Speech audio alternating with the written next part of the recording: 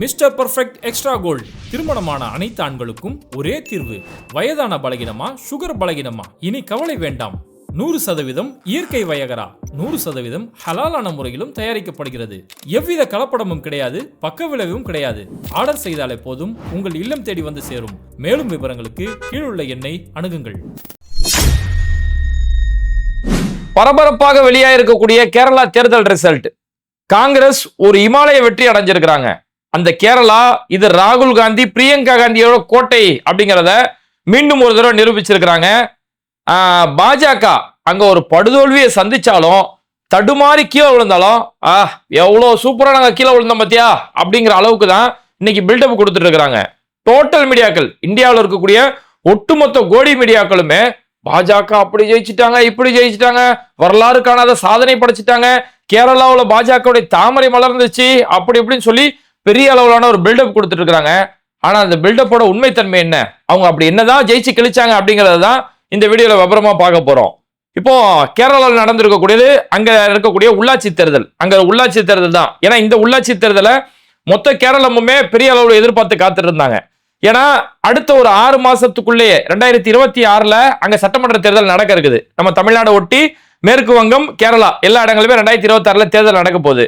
அப்ப இந்த உள்ளாட்சி தேர்தலில் யாருக்கு வெற்றி வாய்ப்பு இருக்கோ அவங்க தான் அடுத்த சட்டமன்ற தேர்தலில் அங்க ஆட்சி அமைக்க முடியும் அப்படின்னு ஒரு எதிர்பார்ப்பு இருக்கிறதால இந்த தேர்தல் கேரளாவில் ஒரு முக்கியமான பேசு பொருளா இருந்தது.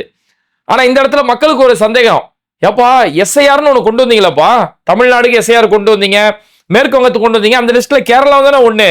அப்போ எஸ்ஐஆருடைய நோக்கம் வாக்காளர்களை நாங்க சரி பார்க்கணும், உண்மையான இந்தியர்கள் மட்டும்தான் வாக்களிக்கணும், 2 ஓட்டு இருக்கவங்களோ இறந்து போனவங்களோ இப்படி அவங்க பேர்லாம் ஓட்டு விழுந்துடக்கூடாதுன்னு எஸ்ஐஆர் கொண்டு வந்தீங்க. இந்த எஸ்ஐஆர் ப்ராசஸ் நடந்திருக்க நேரத்திலேயே எதுக்கு நீங்க உள்ளாட்சி தேர்தலை வைக்கணும்?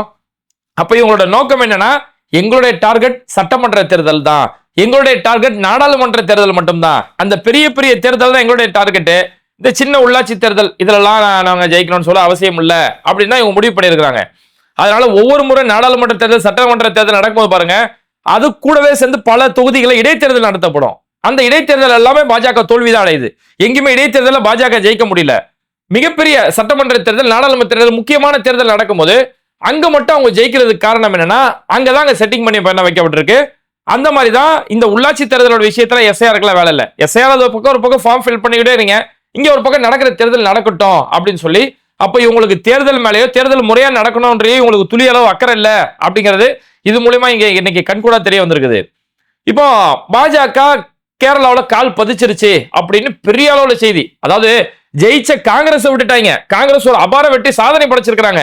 ஜெயிச்ச காங்கிரஸ் எந்த செய்தியிலுமே போடாம அந்த இடத்துல தடுமாறி விழுந்திருக்கக்கூடிய பாஜக கால் பதித்து விட்டது, தாமரை மலர தொடங்கி விட்டது அப்படிங்கிறாங்க. அப்படி என்னதான்ப்பா ஜெயிச்ச நீ அப்படின்னு பார்த்தோம்னா, கேரளாவை பொறுத்த வரைக்கும் 6 மாநகராட்சி அந்த இடத்துல இருக்கு. 6 மேயருக்கான தேர்வு நடக்கக்கூடிய இடத்துல அந்த 6ல ஒரே ஒரு இடத்துல தான் பாஜக ஜெயிச்சிருக்கிறாங்க. அந்த வெற்றி கூட எப்பேற்பட்ட வெற்றி நான் சொல்றேன். ஃபர்ஸ்ட் அங்க இருக்கக்கூடிய 6 மாநகராட்சி தொகுதிகள் பார்த்தோம்னா, கொல்லம், கொச்சி, திருச்சூர், கோழிக்காடு, கண்ணூர், திருவனந்தபுரம். இந்த திருவனந்தபுரத்துல மட்டும்தான் பாஜக ஜெயிச்சிருக்கிறாங்க. மொத்தம் 6 மாநகராட்சி இடம். இந்த 6 இடத்துல 4 இடங்கள்ல காங்கிரஸ் கூட்டணி, யூடிஎஃப் கூட்டணி 4 இடங்கள்ல ஜெயிச்சிருக்குது. அங்க ஆட்சி செய்யக்கூடிய கம்யூனிஸ்ட் கட்சி ஒரு இடங்கள்ல அவங்க ஜெயிச்சிருக்காங்க. பாஜகவோட கூட்டணி, என்டிஏ கூட்டணி ஒரே ஒரு இடத்துல தான் அவங்களால ஜெயிக்க முடிஞ்சிருக்குது. இந்த ஒரு இடம் கூட நம்ம பார்த்தோம்னா திருவனந்தபுரத்துல தான் இந்த வெற்றி அவங்களுக்கு கிடைச்சிருக்கு. ஏன்னா திருவனந்தபுரம் அப்படிங்கிறது இது 1980 காலகட்டத்தில இருந்து அது ஒரு சங்கிகள் அதிகமா இருக்கக்கூடிய இடமா அது உருவாக்கப்பட்டுருச்சு. எப்படி இன்னைக்கு நம்ம தமிழ்நாட்டில் எடுத்துக்கிட்டோம்னா பாஜகவுன்னு ஒரு வாக்கு வங்கி, பாஜகவுடைய ஆதரவாளர்கள் இருக்க இடம்னா எப்படி நம்ம இங்க கோயம்புத்தூரை சொல்றோமோ, கோயம்புத்தூர்ல ஓரளவுக்கு இந்த பிரச்சனைகளை ஒரு பிரச்சனை உருவாகும், அதை வச்சு அங்க இருக்கக்கூடிய இந்துக்களை காப்பாற்றணும், பாஜக தான் ஓட்டு போடணும் அப்படின்னு சொல்லி அப்படி எப்படி அந்த மக்களை ஒரு மடைமாற்றிய வச்சிருப்பாங்களோ, அதனாலதான் பாருங்க அண்ணாமலை எங்கெல்லாம் தேர்தல் நடக்கும்போது எங்கேயுமே நிக்காம அண்ணாமலை தேடி போய் கோயம்புத்தூர்ல போய் நின்றாரு. அப்போ தமிழ்நாட்டில் அவங்களுக்குன்னு ஒரு வாக்கு வங்கி இருக்குன்னா எப்படி கோயம்புத்தூர் வச்சிருக்காங்களோ அந்த மாதிரி கேரளாவை பொறுத்த வரைக்கும் திருவனந்தபுரம் அவங்களுக்கு ஒரு வாக்கு வங்கி இருக்கக்கூடிய இடம், ஒரு இந்துத்துவ சிந்தனையில, ஒரு சங்கித்துவ சிந்தனையில உருவாக்கப்பட்டிருக்கக்கூடிய ஒரு இடம். அதனாலதான் பாருங்க பாஜகவுடைய மாநில தலைவர் ராஜீவ் சந்திரசேகர், கேரளாவுடைய பாஜக மாநில தலைவர் ராஜீவ் சந்திரசேகர், அவரும் கடந்த நாடாளுமன்ற தேர்தலில் போட்டியிடக்கூடிய நேரத்தில் அவரும் போய் திருவனந்தபுரத்துல தான் போய் போட்டியிட்டாரு. ஆனா அங்கேயுமே அவரால் ஜெயிக்க முடியல. அப்போ அங்க இந்த திருவனந்தபுரத்தை பொறுத்த வரைக்கும் மொத்தம் அங்க எத்தனை வார்டுகள் இருக்குது அப்படின்னு பார்த்தோம்னா மொத்தம் 100 வார்டுகள். அந்த ஒரு திருவனந்தபுரம் ஏரியாவில் 100 வார்டுகள் இருக்குது. இந்த 100 வார்டுகள்ல 50 இடங்கள்ல பாஜக ஜெயிச்சிருக்கிறாங்க. இந்த 50 வந்து வெற்றியா, இமாலய வெற்றியா அப்படின்னா அதுவும் கிடையாது. இதுக்கு முன்னாடி இதே மாநகராட்சி தேர்தல் 2020 நடந்தது. 5 வருஷத்துக்கு முன்னாடி நடக்கும்போது அன்னைக்கு இதே இடத்துல பாஜக 34 இடங்கள்ல அவங்க ஜெயிச்சிருந்தாங்க. அந்த ஏரியால அவங்களுக்குன்னு ஒரு வாக்கு வங்கி இருக்கு. 2016 கேரளாவில் சட்டமன்ற தேர்தல் நடக்கும்போது இதே திருவனந்தபுரத்துல ஒரு பாஜக எம்எல்ஏ தேர்ந்தெடுக்கப்பட்டாங்க. அப்ப இந்த திருவனந்தபுரம் பொறுத்த வரைக்கும் சங்கிகளுக்கான ஒரு இடம். பல கலவரங்கள், பல பிரச்சனைகள் இந்த திருவனந்தபுரத்துல நடக்கும். இன்னைக்கு RSS இருந்து யாரெல்லாம் வெளியில வராங்களோ, உதாரணத்துக்கு கேரளாவை சேர்ந்த பிரபலமான RSS ஊழியர் சுதீஷ் மின்னி அங்கிருந்து வெளியில வந்து நரக மாளிகைன்னு ஒரு புத்தகம் எழுதியிருக்கிறாரு. அந்த புத்தகத்துல எப்பேற்பட்ட கலவரங்கள், அங்க படுகொலைகள் செஞ்சாங்கன்னு சொல்லி எழுதும் போது அதிகமான குறிப்புகள் திருவனந்தபுரத்தை குறிப்பிட்டு இருக்கும். அப்ப திருவனந்தபுரம் ஆல்ரெடி அவங்களுக்கு ஓட் பேங்க் இருக்கக்கூடிய இடம். 34 இடங்கள்ல ஜெயிச்ச ஒரு இடத்துல தான் இன்னைக்கு ஒரு 14 உயர்ந்து 50 இடங்கள்ல ஜெயிச்சு அந்த ஒரே ஒரு மாநகராட்சி தான் அவங்களால வெற்றி பெற முடிஞ்சதே தவிர இன்னவோ ஒட்டுமொத்த கேரளாவிலே ஆக்கிரமிச்சிட்டா மாதிரி, ஒட்டுமொத்த கேரளாவை கைப்பற்றிட்டா மாதிரி பெரிய அளவிலான பிம்பங்கள் இங்க கொடுக்கப்பட்டிருக்கு. ஆனா நடந்து முடிஞ்ச தேர்தல்ல 6 மாநகராட்சியில 4 மாநகராட்சி இடத்துல காங்கிரஸ் ஒரு அபார வெற்றி அடைஞ்சாங்க. இதுக்கு முன்னாடி 2020 தேர்தல் நடக்கும்போது 6ல 5 கம்யூனிஸ்ட் ஜெயிச்சாங்க, ஒரு இடங்கள காங்கிரஸ் கூட்டணி ஜெயிச்சிருந்தாங்க. ஆனா இந்த முறை காங்கிரஸ் 4 இடங்கள்ல ஜெயிச்சிருக்காங்கன்னா அப்ப காங்கிரஸ் உடைய வளர்ச்சி இங்க மிகப்பெரிய அளவுல இருக்குது. வயநாட்டுல ராகுல் காந்தி போட்டியிடும் போது எப்படி மிகப்பெரிய வெற்றி கிடைச்சதோ, அதே தொகுதியில இன்னைக்கு பிரியங்கா காந்தி நிற்கும் போது பிரியங்கா காந்திக்கு எந்த அளவுக்கு ஒரு மிகப்பெரிய வெற்றி கிடைச்சதோ அந்த அளவுக்கு கேரளாவில் காங்கிரஸ் உடைய வளர்ச்சி இன்னைக்கு அதிகமாயிட்டு இருக்கு அப்படிங்கிறது தான் இந்த நிலவரங்கள் மூலியமா புரிஞ்சுக்க முடியும். இது வேற ஏதோ மாநகராட்சியோட விஷயத்துல மட்டும் இல்ல. அதுக்கடுத்து பார்த்தோம்னா கிராம ஊராட்சியை பொறுத்த வரைக்கும் 941 இடங்கள், நல்லா கொஞ்சம் நோட் பண்ணிக்கோங்க. 941 இடங்கள்ல காங்கிரஸ் கூட்டணி 504 இடங்கள்ல ஜெயிக்கிறாங்க, பாதிக்கு மேல ஜெயிச்சிருக்காங்க.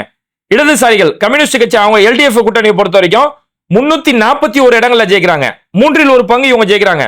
பாஜக எவ்வளவு ஜெயிக்கிறாங்கன்னு பார்த்தோம்னா கிராம ஊராட்சியில 941 இடங்கள்ல வெறும் 26 இடங்கள் மட்டும்தான் ஜெயிக்கிறாங்க. இவ்வளவுதாங்க பாஜகவோட கெப்பாசிட்டி.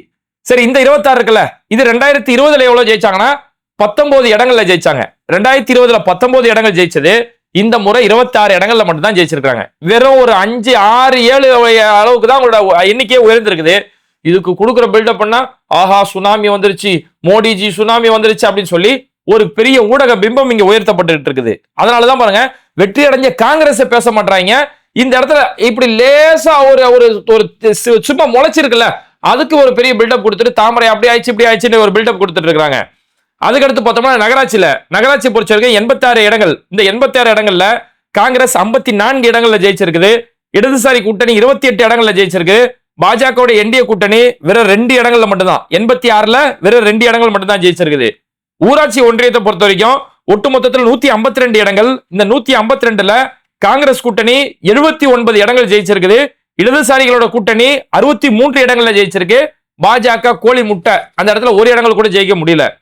அதுக்கடுத்து மாவட்ட பஞ்சாயத்தை பொறுத்த வரைக்கும் 14 இடங்கள். இந்த 14ல காங்கிரஸ் கூட்டணி 7 இடங்கள், இடதுசாரிகள் 7 இடங்கள். பாஜக அங்கேயுமே முட்டை, அங்கேயுமே பாஜக ஒண்ணுமே ஜெயிக்க முடியல. அப்ப பாஜக செல்வாக்குங்கிறது போன முறை 19, இந்த முறை 26. போன முறை 33 இடங்கள்ல வர 33 வார்டுகள், இந்த முறை 50 வார்டுகள். இப்படிதான் இவங்களுடைய செல்வாக்கு உயர்ந்திருக்குது. இதுல இன்னும் பெரிய அளவுல ஜெயிச்சிட்ட மாதிரி பில்டப் கொடுக்குறாங்க. ஓவரால் இந்த டோட்டல் ஓவரால் இந்த தேர்தலில் பார்த்தோம்னா 23,611 போஸ்ட். அதுதான் இந்த தேர்தலுக்கான ஒட்டுமொத்த நிலவரம். 23,611 போஸ்ட். இதுல பார்த்தோம்னா பாஜக 4வது இடத்தை மட்டும் தான் பிடிச்சிருக்காங்க. காங்கிரஸ் முதல் இடத்துல, காங்கிரஸ் 23,000ல 7,786 இடங்கள் காங்கிரஸ் ஜெயிச்சிருக்காங்க. சிபிஐஎம் கம்யூனிஸ்ட் கட்சியோட கூட்டணி 7,410 இடங்கள்ல ஜெயிச்சிருக்காங்க. முஸ்லீம் லீக் 3வது இடத்தை முஸ்லீம் லீக் பிடிச்சிருக்காங்க. முஸ்லீம் லீக் 2,835 இடங்கள்ல வெற்றி அடைஞ்சிருக்காங்க. 4வது இடத்துல தான் பாஜக 1,910 இடங்கள்ல மட்டும் தான் பாஜக ஜெயிச்சிருக்காங்க. ஆனா பாஜகவுக்கு நிகரா அங்க இருக்கக்கூடிய சுயேட்சைகள் ஜெயிச்சிருக்காங்க. சுயேட்சைகள் மட்டுமே 1,400 இடங்களுக்கு மேல சுயேட்சை ஜெயிச்சிருக்காங்க. அப்ப இவ்வளவுதான் பாஜக வெற்றி சதவீதம். இதை வச்சுக்கிட்டு தான் இங்க மிகப்பெரிய ஒரு பில்டப் கொடுக்கப்பட்டு இருக்கு. 2வது திருவனந்தபுரம், நான் ஏற்கனவே சொன்ன மாதிரி சங்கிகள் அங்க பெரிய அளவுல அவங்களுக்கான ஒரு ஏரியாவை அதை உருவாக்கி வச்சிருக்காங்க. பல RSSக்கான படுகொலைகள் அந்த இடத்துல நடந்திருக்குது. RSS உடைய ஊழியர்கள் இறங்கி அந்த இடத்துல தேர்தல் பிரச்சாரம் செஞ்சிருந்தாங்க. பாஜக மாநில தலைவர், இன்னைக்கு அவர் மாநிலங்களவையோட MP இருக்கிறாரு, ராஜீவ் சந்திரசேகர், அவருமே அந்த இடத்துல பொறுப்பா நின்று அந்த இடத்துல பிரச்சாரம் செஞ்சது. இதனால மட்டுமே அங்க வெற்றி அடைஞ்சல. திருவனந்தபுரத்துல இதனால மட்டுமே வெற்றி அடைஞ்சிடல.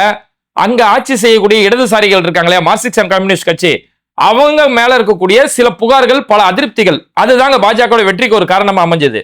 ஏன்னா அந்த ஏரியாவில் இருக்கக்கூடிய திருவனந்தபுரத்துல இதுக்கு முன்னாடி 2020 ஜெயிச்ச கம்யூனிஸ்ட் கட்சியோட மேயர் வேட்பாளராக இருக்கக்கூடிய ஆர்யா ராஜேந்திரன், ரொம்ப இளம் வயது, அந்த தேர்தல் அவங்க ஜெயிக்கும் போது ஒரு இளம் வயதுல மேயர் ஆயிட்டாங்க அப்படின்னு சொல்லி பெரிய அளவுல பாராட்டப்பட்டது ஆர்யா ராஜேந்திரன். ஆனா அந்த ஆர்யா ராஜேந்திரன் இளம் வயதா இருந்ததால அவங்களுக்கு பெரிய அளவுல அனுபவம் இல்ல, சரிய அளவுல, ஆனா அவங்களுடைய நடவடிக்கைகள், நிர்வாக முறைகள் சரியில்லை. எதுவா இருந்தாலும் இவங்க மேயரா இருக்காங்களே தவிர அவங்களுடைய கணவர் ராஜேந்திரன் தான் எல்லாத்தையும் செஞ்சுட்டு இருக்காரு அப்படின்னு பல வகையான குற்றச்சாட்டுகள் அந்த இடத்துல இருக்கு. நிர்வாகத்தை சரியான முறையில நடத்தல. கம்யூனிஸ்ட் கட்சி மேல சில ஊழல் புகார்கள் கேரளாவில் இன்னைக்கு இருந்துகிட்டு இருக்குது. இந்த அதிருப்தி காரணமா தான் பாஜகவுக்கு அது ஒரு வாக்கா, அவங்க ஆல்ரெடி ஒரு வாக்கு வங்கி இருக்குது, அது அவங்களுக்கு ஒரு வாய்ப்பா அமையுது. அது இல்லாம பாஜக ஒரு கவுன்சிலர், அவருடைய பேர் அனில்குமார்னு சொல்லக்கூடிய பாஜக திருமலை பகுதியுடைய வார்டு கவுன்சிலர், அவரு சமீபத்தில் தற்கொலை செஞ்சுக்கிறாரு. அந்த கவுன்சிலர் எனக்கு முறையான இடமளிப்பு கொடுக்க மாட்டாங்க, எனக்கு ஒத்துழைப்பு கொடுக்கறேன்னு சொல்லி பிரஷர் காரணமா தற்கொலை செஞ்சிட்டாரு. இந்த தற்கொலையுமே பாஜகவை சேர்ந்தவர்கள், RSS சேர்ந்தவங்க பிரச்சாரத்துக்கான ஒரு யுக்தியா பயன்படுத்துறாங்க. நம்ம பாருங்க, தற்கொலை செஞ்சிட்டாரு, அந்த அளவுக்கு இங்க நிர்வாகம் சரியில்லை, மேயர் சரியில்லைன்னு சொல்லி இதை ஒரு பிரச்சாரத்துக்கான யுக்தியா பயன்படுத்துறாங்க. இந்த அளவுக்கு பாஜக அங்க களத்துல நின்று வேலை செஞ்சதால கம்யூனிஸ்ட் மேயருடைய வேட்பாளருடைய நிர்வாக திறனின்மை, இந்த ஒரு காரணத்தினாலதான் பாஜகவால 33 வார்டுகளை ஜெயிச்சவங்க இந்த முறை 50 இடங்கள்ல ஜெயிச்சிருக்காங்களே தவிர மற்றபடி இமாலய வெற்றியோ அப்படியோ இப்படியோ எதுவும் கிடையாது. ஒண்ணும் இல்ல. திருச்சூர் எடுத்துக்கோங்க. திருச்சூர்ல ஒரே ஒரு பாஜக MP ஜெயிச்சார் இல்லையா, சுரேஷ் கோபி, சினிமா நடிகர். அந்த சுரேஷ் கோபி பொறுப்பா எடுத்துட்டு திருச்சூர்ல பயங்கரமான வேலைகள் செஞ்சாரு. அந்த திருச்சூர்ல ஒண்ணுமே செய்ய முடியல. திருச்சூரை பொறுத்த வரைக்கும் மொத்தம் 56 வார்டுகள் இருக்குது. இந்த 56 வார்டுகள்ல காங்கிரஸ் தான் வெற்றி அடைஞ்சிருக்காங்க. 56ல 33 இடங்கள் ஜெயிச்சிருக்காங்க. ஆனா இதுவே இதுக்கு முன்னாடி 2020 பார்த்தோம்னா காங்கிரஸ் 24 இடங்களை ஜெயிச்ச காங்கிரஸ் இந்த முறை 33 இடங்களை ஜெயிச்சிருக்காங்க. அதுக்கடுத்து LDF கம்யூனிஸ்ட் கட்சியோட கூட்டணி பார்த்தோம்னா இந்த முறை 11 இடங்கள்ல மட்டும் தான் ஜெயிச்சிருக்காங்க. போன முறை 24 இடங்கள்ல ஜெயிச்ச கம்யூனிஸ்ட் இந்த முறை அவங்களோட சரிவை அடைஞ்சு 11 இடங்கள்ல மட்டுமே ஜெயிச்சிருக்காங்க. பாஜக இந்த முறை 8 இடங்கள்ல மட்டும்தான் ஜெயிச்சிருக்காங்க. 56 இடங்கள்ல இருக்கக்கூடிய இடத்துல வெறும் 8 இடங்களை ஜெயிச்சிருக்காங்க. 2020 பாஜக திருச்சூர்ல எவ்வளவு ஜெயிச்சாங்கன்னு பார்த்தோம்னா 6 இடங்கள்ல மட்டும் தான் ஜெயிச்சாங்க. அப்ப 6ன்றது 8 அப்படி ஒரு பாயிண்ட் தாங்க ஏறி இருக்க தவிர, ஆனா காங்கிரஸ் உடைய வளர்ச்சிங்கிறது 24ங்கிறது 33,000 இருக்கு. அப்ப காங்கிரஸ் தான் இன்னைக்கு கேரளாவில் கால் பதிச்சுட்டு இருக்காங்க. காங்கிரஸ் உடைய வளர்ச்சி மிகப்பெரிய அளவுல இருந்துட்டு இருக்குது. இங்க சரிவு தோல்வி யாருக்குன்னு பார்த்தோம்னா கம்யூனிஸ்ட் கட்சிக்கு அந்த இடத்துல பெரிய ஒரு தோல்வி சந்திச்சிட்டு இருக்கு. ஏன்னா தொடர்ந்து அவங்க ஆட்சியில இருக்கிறதால எந்த ஒரு அரசியல் கட்சியுமே தொடர்ந்து ஆட்சியில இருந்தாங்கன்னா மக்களுக்கு ஒரு அதிருப்தியின்மை ஏற்படும். அப்ப அந்த அதிருப்தியால தான் அங்க கம்யூனிஸ்டோட சரிவு அந்த இடத்துல உருவாயிட்டு இருக்கு. அது இல்லாம அவங்க கட்சி மேல பல வகையான ஊழல் குற்றச்சாட்டுகள் இன்னைக்கு வந்துட்டு இருக்கிறதால இதுதான் அங்க தோல்விக்கு காரணமே தவிர அது காங்கிரஸுக்கு தான் சாதகமா மாறி இருக்க தவிர ஒரு துளி அளவுக்கு கூட அது பாஜகவுக்கு சாதகமாவோ பாஜக வெற்றி அடைஞ்சதாவோ அந்த இடத்துல கருதவே முடியாது. சரி, இப்படி எல்லாம் நடந்திருக்கக்கூடிய நேரத்துல கோடி மீடியாக்களால ஒரு பொய்யான சித்தரிப்பு, பாஜக அப்படி இப்படி இப்படி பயங்கரமா ஜெயிச்சிட்டோம் அப்படின்னு ஒரு பில்டப் கொடுக்குறாங்க. இதை யதார்த்தத்தை உணர்ந்த ஒரே பாஜகவுடைய ஆதரவாளரான சங்கியா இருக்கக்கூடிய அர்ஜுன் சம்பத் மட்டும் தான் இதோட யதார்த்தத்தை இன்னைக்கு பேசியிருக்கிறாரு. அர்ஜுன் சம்பத் அவருடைய ட்விட்டர் பதிவுல இன்னைக்கு போடும்போது அவர் சொல்றாரு, தெய்வத்தின் சொந்த நாடு என்று அழைக்கப்படும் பரசுராமரின் பூமியா இருக்கக்கூடிய அந்த கேரளாவில கம்யூனிஸ்டும் காங்கிரஸும் ஆதிக்கம் செஞ்சுட்டு இருந்த இடத்துல மலையாளிகள், அங்க இருக்கக்கூடிய மலையாளிய இந்துக்கள் கூட இந்த 2 கட்சியில மட்டும் தான் வந்துட்டு இருக்காங்க. அவங்க தான் கம்யூனிஸ்ட் கட்சியில இருக்கிறாங்க, கம்யூனிஸ்ட் கட்சிக்கு அவங்க தான் ஓட்டு போட்டு இருக்காங்க. இதனாலதான் கம்யூனிஸ்ட் கட்சி இத்தனை காலமா இங்க ஜெயிச்சுட்டு இருக்கு அப்படின்னு சொல்லி இதுக்கு ஒரு காரணமும் சொல்றாங்க. அது சொல்லும் போது தெய்வத்தின் பூமியா இருக்கக்கூடிய கேரளம் அப்படிறாங்க. இவரு தெய்வத்தின் பூமின்னு எதை குறிப்பிடுறாங்கன்னா இந்து மதத்தோட குறிப்பிட்டு போட்டுட்டு அப்படி ஒரு பாயிண்ட் ஆஃப் வியூ கொண்டு வராரு. கேரளா தெய்வத்தின் பூமி, ஒரு கடவுளின் பூமி அப்படின்னு எதனால சொல்லப்படுதுன்னா அது முழுக்க முழுக்க இயற்கை சார்ந்த ஒரு பூமி, முழுக்க இயற்கை அந்த பசுமை நிறைஞ்சிருக்கிறதால இது கடவுளால் ஆசீர்வதிக்கப்பட்ட பூமின்னு சொல்லி பொதுவா சொல்லக்கூடிய ஒரு பெயர். அதை கொண்டு போய் இவங்க இந்து மதத்தை வச்சு எப்பவுமே அரசியல் செய்வாங்கல்ல, அதுக்கு பயன்படுத்துறாரு. அடுத்து பரசுராமருடைய பூமி அப்படிங்கிறாங்க. இந்த பரசுராமருடைய பூமின்றது கூட இது ஒரு கற்பனையான ஒரு கதை தான், அதாவது ஒரு புராண கதை. அது என்னன்னா விஷ்ணுவோடைய அவதாரம் சொல்லப்படும். விஷ்ணுவோடைய 6வது அவதாரம். அந்த 6வது அவதாரம் வந்துட்டு இருக்கும்போது அன்னைக்கு சத்திரியர்கள்ல பல பேர் அக்கிரமம் செய்யக்கூடிய கெட்டவர்களா இருந்தாங்க. அவங்களை அழிக்கிறதுக்காக 6வது அவதாரம் கொண்டு வந்து ஒரு 23 முறைக்கு மேல பல அவங்களை அழிக்கிறதுக்கான அந்த சீர்திருத்தத்துக்கான வேலைகளை விஷ்ணு அந்த அவதாரம் மூலியமா செஞ்சுட்டு இருந்தாரு. அப்படி அழிச்சிருக்கும் போது பெரிய அளவுல பல பேர் அழிக்கப்பட்டாச்சு. அப்புறம் ரொம்ப ஒரு வன்முறை நடந்து போச்சே அப்படிங்கறதால விஷ்ணு என்ன செஞ்சாலும் அந்த கோடாரிய, அவங்களை அழிச்ச அந்த கோடாரிய அப்படி தூக்கி கடல்ல தூக்கி போட்டாராம். அந்த கடல்ல தூக்கி போடும் போது அந்த கடல் அப்படியே உள்வாங்கிருச்சு. அந்த உள்வாங்கி ஒரு நிலம் உருவாச்சா, அதுதான் கேரளா அப்படின்னு சொல்லி இன்னைக்கு அவங்களோட நம்பிக்கை. இதுல கூட என்ன தெரியுமா, இதுல எந்த அளவுக்கு இவங்க கதைகளை வர்ணிச்சு வச்சிருக்காங்க பாருங்க. அப்படி கடல்ல கோடாரி தூக்கி போட்டன்னு ஒரு நிலம் உருவாச்சு. அந்த நிலத்தை ஒரு பிராய்ச்சித்தமா, ஒரு பரிகாரமா, தான் பல வன்முறைகள் நடந்துருச்சு, பல உயிர்கள் போயிருச்சு, இதுக்கு ஒரு பிராய்ச்சித்தம் செய்யணும் அப்படிங்கிறதுக்காக அந்த கடல் உள்வாங்கி ஒரு நிலம் உருவாச்சுல, அந்த நிலத்தை விஷ்ணு பிராமணர்களுக்கு தானம் அளித்தார், பிராமணர்கள் கையில ஒப்படைச்சிட்டாரு. அப்ப பிராமணர்களை புனிதப்படுத்துறதுக்காக உருவாக்கப்பட்ட ஒரு கதை. அந்த கதையை வச்சுக்கிட்டு இது பரசுராமரின் பூமி அப்படின்னு சொல்லி அர்ஜுன் சம்பத் அந்த கதை சொல்றாரு. அப்படின்னா ஆளாளுக்கு சொல்லாமப்பா, இந்தியாவுல இஸ்லாம் வரும்போது, இப்ப ஏதாவது இந்தியாவுல இஸ்லாம் வருதுன்னா அரபு நாட்டுல இருந்து இறக்குமதி செய்யப்படல. இங்க இந்தியாவை சேர்ந்த, கேரளாவை சேர்ந்த சேரமான் பெருமான் சொல்லக்கூடிய ஒரு மன்னர், அந்த மன்னர் தான் இந்த இஸ்லாம் கேட்டு ஒரு இறைவனை வணங்கக்கூடிய கொள்கையா இருக்கே, இதுல எந்த ஒரு மூட நம்பிக்கையும் இல்லையே, மனிதர்கள் எல்லாருமே சரிசமம் சொல்லுதே அப்படின்னு சொல்லி அவரு போய் நபிகள் நாயகத்தை போய் சந்திச்சு இஸ்லாத்தை ஏத்துக்கிட்டு வராரு. அப்படி உருவாக்கப்பட்ட ஒரு பள்ளிவாசல் தான் சேரமான் பள்ளிவாசல் சொல்லி கேரளாவில் இன்னைக்குமே இருக்கு. இந்தியாவில் கட்டப்பட்ட முதல் பள்ளிவாசல் கேரளாவில் தான் இருந்துட்டு இருக்கு. அப்ப முதல் பள்ளிவாசல் இது இஸ்லாமியரோட பூமி அப்படின்னு சொன்னா எப்படி இருக்கும்? அந்த மாதிரி தான் இருக்குது அர்ஜுன் சம்பத் சொல்லக்கூடிய கதை. ஆனா ஒட்டுமொத்தமா ஓவரால் அர்ஜுன் சம்பத் இதை எந்த பாயிண்ட் ஆஃப் வியூல கொண்டு வராருன்னா, கேரளாவை பொறுத்த வரைக்கும் இந்து மலையாளிகள் வந்து சிறுபான்மையினா மாறி வந்துட்டு இருக்காங்க, அவங்களுக்கு கொஞ்சம் கூட விழிப்புணர்வே இல்லாம இருக்குது அப்படின்னு சொல்லி ஒரு டேட்டா கணக்குமே சொல்றாரு. கேரளாவில் இஸ்லாமியர்கள் 27% இருக்கிறாங்க, கிறிஸ்தவர்கள் 25% இருக்கிறாங்க அப்படின்னு சொல்லிட்டு இவங்களோட எண்ணிக்கை நாளுக்கு நாள் அதிகரிச்சுக்கிட்டே போயிட்டு இருக்கு அப்படின்னு ஒரு கதை சொல்றாரு. சரி, இஸ்லாமியர்கள் 27%, இந்து கிறிஸ்தவர்கள் 25%, இந்துக்கள் எத்தனை சதவீதங்கிறத அர்ஜுன் சம்பத் குறிப்பிட மாட்டாரு. அதுதான் அவருடைய வன்மம். ஏன்னா கேரளாவை பொறுத்த வரைக்கும் இந்துக்கள் 55% இருக்கிறாங்க. எப்ப 55% இருக்க இந்துக்கள் எப்படிப்பா சிறுபான்மை ஆவாங்க அப்படின்னு ஒரு கேள்வி வந்துடக்கூடாதுங்கிறதாலதான் அர்ஜுன் சம்பத் அந்த டேட்டா மட்டும் அந்த இடத்துல குறிப்பிடல.